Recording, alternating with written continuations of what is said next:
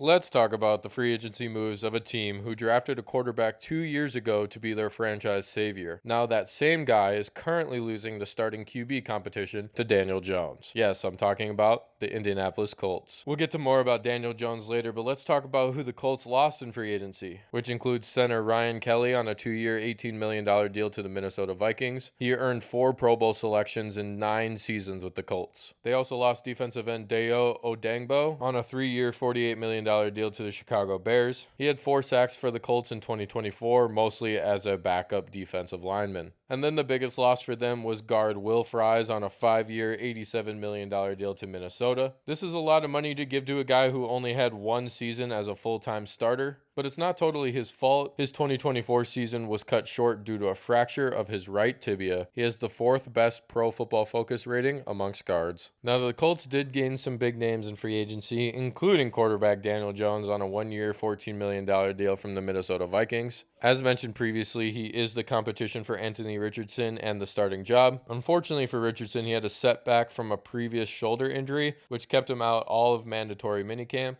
And also, unfortunately for him, during that time, Daniel Jones was pretty accurate and able to lead the offense down the field. Now, I'm not saying Daniel Jones is better than Anthony Richardson, but right now he is healthier and way more consistent. They also gained cornerback Charvarius Ward on a 3-year, $54 million deal from the San Francisco 49ers. He did have a pretty drastic drop-off in production since his All-Pro season in 2023, but he's still a very viable cornerback. Something that is very interesting is that he signed a $20 million signing bonus up front, which is very unusual for a team to do that much right away. And then the biggest name they signed is free safety Cameron Bynum on a 4-year, $60 million deal from the Minnesota Vikings. The signings of Ward and Bynum are important because the Colts allowed a 69.4% completion percentage last season, which was the 3rd worst in the NFL. The Colts did end up re-signing right tackle Braden Smith on a 1-year, $8 million deal. Right now he's slated as the starting right tackle this season, but he does have a rookie breathing down his neck behind him. Overall, I got to give this free agency period for the Colts a C. They did address their biggest needs, which includes some help in the secondary. That's why they got a corner in Ward and a safety in Bynum.